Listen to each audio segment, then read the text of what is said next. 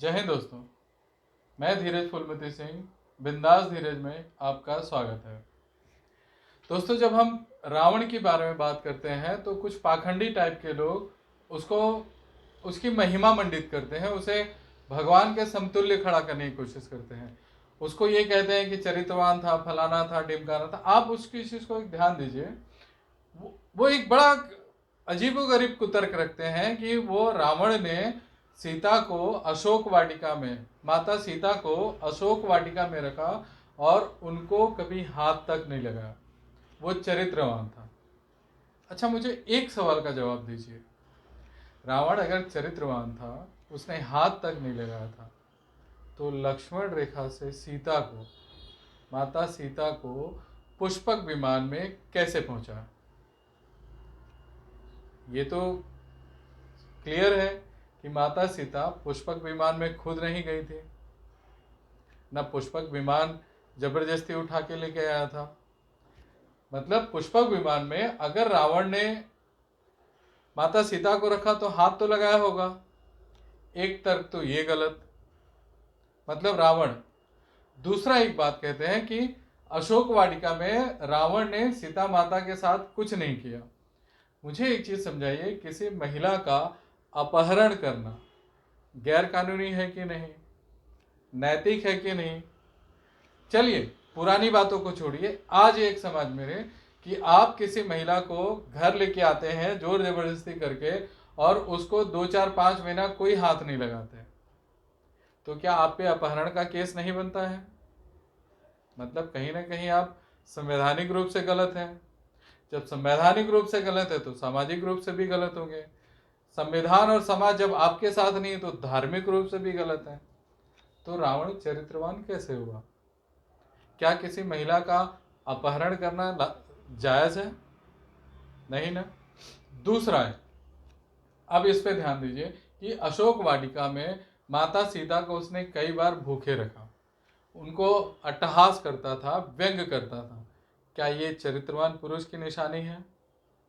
डराता धमकाता था, क्या ये नैतिक पुरुष की निशानी है? एक ऐसा पुरुष, ऊपर से उनको क्या कहा जाता है कि बड़ा विद्वान था, प्रकांड पंडित था। तो क्या एक विद्वान या प्रकांड पंडित को जो धर्म का ज्ञाता है उसे अन्याय करने की मंजूरी मिल जानी चाहिए? उसे संविधान सपोर्ट करना चाहिए कि वो गलत काम कर सके? नहीं।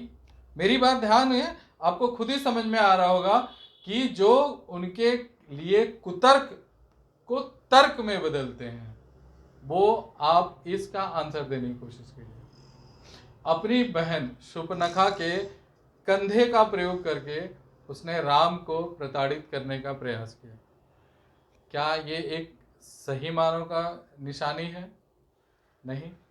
सीता को जब, माता सीता को जब अपहरण करके ले जा रहे थे तो जटायु ने उनका विरोध किया। जटायु ने रावण का विरोध किया।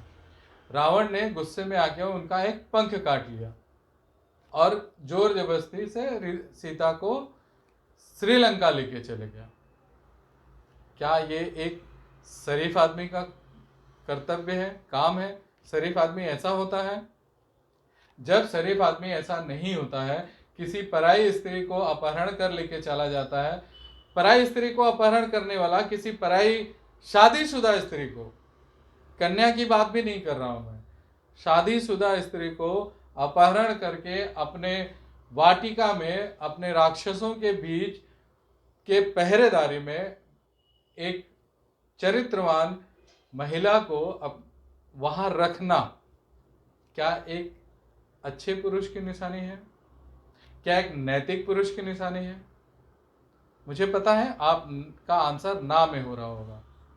तब फिर जब रावण की इतनी तारीफ होती है कि उसने माता सीता को अशोक वाटिका में रखने के बाद हाथ तक नहीं लगाया, इसका मतलब क्या होता है? हाथ लगाना ही जरूरी?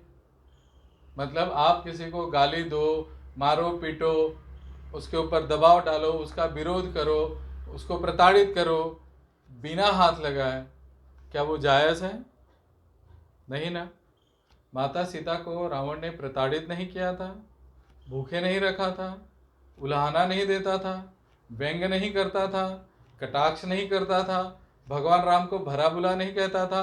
भगवान राम माता सीता के पति अब किसी शादीशुदा महिला के सामने उसके पति की बुराई करो, ये कहाँ का न्याय है, ये कहाँ की अच्छाई है।